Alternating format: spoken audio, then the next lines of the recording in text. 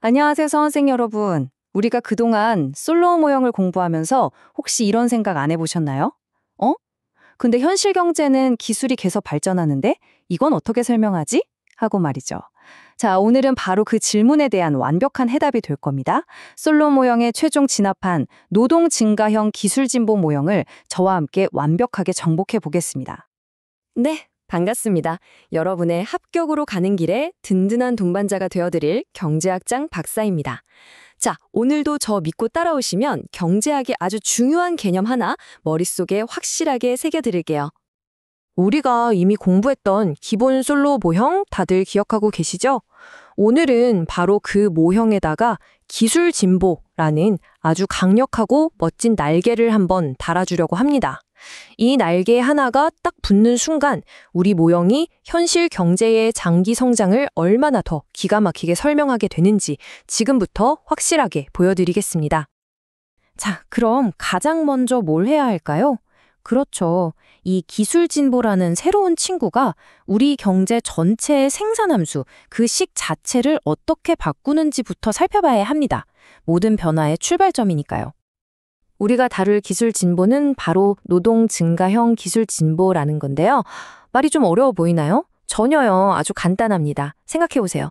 예전에 회계 담당자가 주판이나 계산기로 하던 일을 지금은 엑셀 프로그램, 즉 기술 A를 써서 하잖아요. 덕분에 회계사, 즉 노동 L 한 명이 과거 여러 명이 하던 일을 혼자서도 거뜬히 해내죠.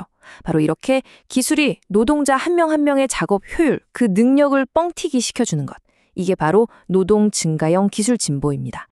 그래서요, 경제 전체의 생산함수도 기존의 Y는 FK와 L로에서 Y는 FK와 AL로 바뀌게 됩니다. 화면에 딱 보이시죠? 노동 L 앞에 기술 A가 딱 하고 달라붙었어요. 우리 경제학에서는 이 둘을 하나로 묶은 AL을 효율 노동이라고 부릅니다.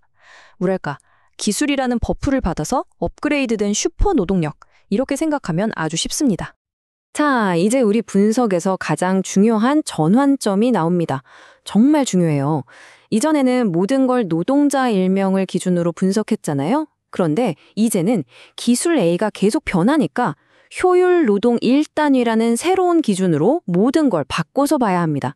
이게 이번 모형의 핵심 중의 핵심입니다. 그 차이를 표로 한번 비교해 볼까요? 왼쪽이 우리가 알던 기본 모형. 1인당 자본량, 생산량을 구할 때 전체 총량을 그냥 노동자 수, L로 나눴죠.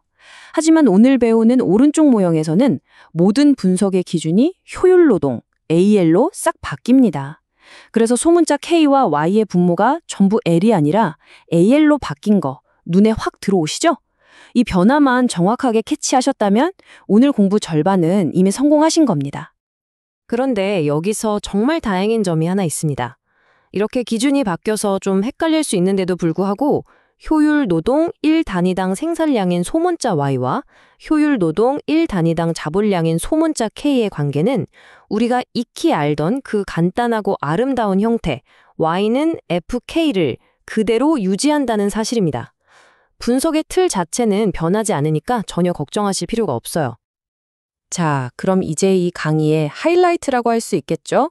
기술 진보가 포함된 새로운 자본 축적 방정식을 저와 함께 차근차근 한 단계씩 유도해 보겠습니다. 여기서부터 정신 바짝 차리고 따라오셔야 돼요. 우리의 최종 목표는 효율 노동 1단위당 자본량, 즉 소문자 K가 어떻게 변하는지 델타 K를 나타내는 식을 만드는 겁니다. 이걸 위해서 우선 K의 증가율부터 시작해 볼게요. K는 K를 AL로 나눈 값이잖아요. 분수 형태의 증가율은 분자 증가율에서 분모 증가율을 빼는 거죠. 그러니까 K의 증가율은 K의 증가율에서 AL의 증가율을 뺀 것과 같습니다. 그리고 AL의 증가율은 또 A의 증가율과 L의 증가율의 합으로 나눌 수 있고요. 이걸 수식으로 표현하면 바로 이렇게 됩니다. 델타 K분의 K는 델타 T분의 K 빼기 델타 A분의 A 빼기 델타 L분의 L. 아주 직관적이죠? 이제 우리가 익숙한 기호로 좀 바꿔볼까요? 기술 진보율, 즉 델타 A분의 A는 G로, 또 인구 증가율 델타 L분의 L은 N으로 바꿔주는 겁니다. 그러면 식이 델타 K분의 K 빼기 G 빼기 N이라는 훨씬 더 깔끔한 형태로 정리가 되죠. 자, 이제 거의 다 왔습니다. 이 식의 첫 번째 항, 총 자본의 증가율, 델타 K, 펄 K는 우리 기본 모형에서 배웠던 거 그대로 가져오면 됩니다. 기억나세요? 바로 총 저축, 투자에서 감가상각을 뺀 부분이었죠. 수식으로는 S, Y 펄 K였습니다. 이걸 그대로 대입해 보겠습니다. 근데 우리가 진짜 알고 싶은 건 증가율, 델타 K분의 K가 아니죠. 자본의 절대적인 변화량인 증가분, 즉 델타 K입니다. 이걸 구하기 위해서 방금 만든 식의 양변에 똑같이 K를 곱해주는 거예요. 그럼 좌변은 우리가 원하던 델타 K가 되고 우변은 S, Y분의 K 마이너스 델타 마이너스 G 마이너스 N 이 덩어리 전체에 K가 곱해진 형태가 됩니다. 자, 이제 마지막 마법의 단계입니다. 우변의 첫 번째 항 S 곱하기 Y 곱하기 K 이 부분을 한번 주목해 주세요. 여기서 K는 K by AL이죠? 이걸 대입하면 K가 분자, 분모에서 약분되면서 S 곱하기 Y by AL만 남습니다. 그런데 Y by AL이 뭐였죠? 맞습니다. 바로 효율노동 1단 2당 생산량, 즉 Y는 FK였습니다. 그래서 이 복잡해 보이던 항이 SFK로 아주 간단하게 변신합니다. 이제 나머지 항들을 묶어주면 짜잔! 드디어 완성됐습니다. 델타 K는 SFK 빼기 M 플러스 G 플러스 델타 K. 이것이 바로 기술 진보를 고려한 솔로우 모형의 심장, 자본 축적 반정식입니다. 좋습니다. 이렇게 우리가 힘들게 수식을 유도해 냈으니까 이제 이게 도대체 경제학적으로 어떤 의미를 갖는지 해석을 해봐야겠죠? 우리는 수학이 아니라 경제학을 하는 거니까요. 방정식의 두 번째 항, 바로 N 플러스 G 플러스 델타 K 이 부분입니다. 이걸 경제학에서는 필요 투자 또는 손익분기 투자라고 부릅니다. 이게 무슨 뜻이냐면요. 효율노동 1단위당 자본량 K가 더 이상 늘지도 줄지도 않고 딱 지금 상태를 유지하는 데, 즉 현상 유지를 하는 데 필요한 투자의 양이라는 의미입니다. 이 필요 투자는 크게 세 가지 요소로 쪼개볼 수 있어요. MK는 새로 태어난 노동자들에게도 장비를 줘야 하니까 필요한 투자. 델타 K는 낡은 기계를 새 걸로 교체하기 위한 투자. 이 두 개는 익숙하시죠? 여기에 새롭게 GK가 추가됩니다. 이게 정말 중요한데요. 이게 무슨 의미일까요? 기술 진보 G 때문에 노동자 한 명 한 명의 효율성이 올라갔어요. 비유하자면 초보 운전자가 갑자기 F1 드라이버가 된 거예요. 그럼 그 사람한테 계속 연습용 차를 줄 순 없잖아요. 그 실력에 걸맞는 F1 머신, 즉 더 좋은 자본을 줘야 그 능력을 100% 발휘할 수 있겠죠? 바로 그 추가적인 자본을 공급해주는 부분이 GK인 겁니다.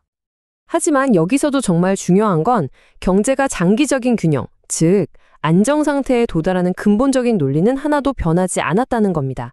안정 상태라는 건 효율 노동 1단위당 자본량 K가 더는 변하지 않는 상태, 즉 델타 K는 0이 되는 지점이죠.